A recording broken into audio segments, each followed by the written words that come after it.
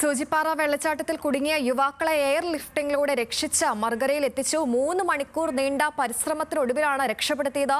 നിലമ്പൂർ സ്വദേശികളെയാണ് രക്ഷിച്ചത്. തിരച്ചിലിനിറങ്ങിയപ്പോൾ കുടുങ്ങുകയായിരുന്നുവെന്ന് യുവാക്കൾ പറഞ്ഞു. ഇന്നലെ ഞങ്ങൾക്ക് ഒരു ബോഡി അവിടെ നിന്ന് കിട്ടിയിരുന്നു. അപ്പോൾ ഒരു ബോഡി കിട്ടിയപ്പോൾ ഞങ്ങൾക്ക് തോന്നി മേലേക്ക് ഒരുപാട് ബോഡികൾ ഉണ്ടാവും കരുതിക്കൊണ്ട് അങ്ങനെ പോകുന്നതാണ്.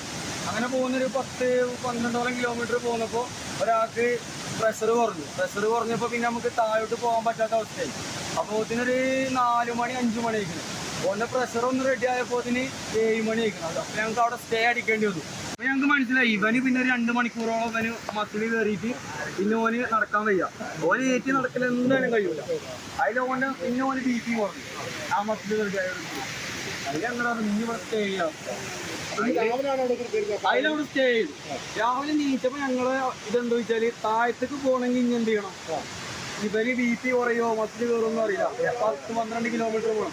മേലക്കാണെങ്കിൽ ഒരു 3 കിലോമീറ്റർ ഉള്ളൂ. നമുക്ക് വിവരങ്ങൾ നൽകാനായി വയനാട്ടിൽ നിന്ന് അനഘ ചേരുന്നുണ്ട്. അനഘ, ഈ യുവാക്കളെ രക്ഷിക്കാനായത് എന്നത് ആശ്വാസകരമായ ഒരു വാർത്ത തന്നെയാണ്. അതിനിടയിലും കൃത്യമായ മാർഗനിർദ്ദേശങ്ങളൊക്കെ തന്നെ പാലിച്ച് ഈ ഒരു തെരച്ചിലിനായൊക്കെ ഇറങ്ങണമെന്ന് കൂടി ഓർമ്മപ്പെടുത്തുകയല്ലേ ഈ ഒരു സംഭവം? തീർച്ചയായും അത്തരത്തിലുള്ള ഒരു ഓർമ്മപ്പെടുത്തൽ കൂടിയാണ് ഈ ദൃശ്യം. കഴിഞ്ഞ കുറച്ച് ദിവസങ്ങളായി തന്നെ ജില്ലാ ഭരണകൂടവും സർക്കാരും അടക്കം ഈ കാര്യങ്ങളിൽ ഒരു വ്യക്തത വരുത്തിയതാണ്. കാരണം കാലാവസ്ഥയാണ്, ഇത് എപ്പോഴാണ് മാറുന്നത് എന്നൊന്നും നമുക്ക് പറയുവാൻ വേണ്ടി സാധിക്കില്ല. രക്ഷാപ്രവർത്തനമൊക്കെ നല്ലത് തന്നെയാണ്. അതായത് മുഹമ്മദ് റിയാസ് അടക്കം ഇക്കാര്യം വ്യക്തമാക്കിയതാണ്.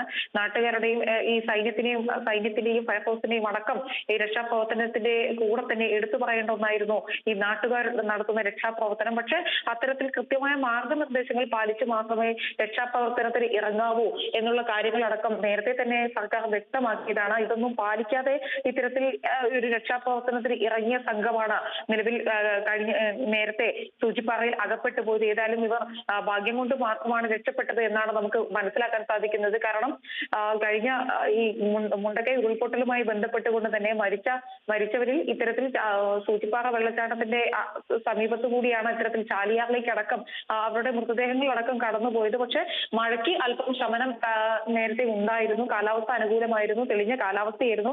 അതുകൊണ്ട് തന്നെ മഴ ശക്തമായിരുന്നില്ല.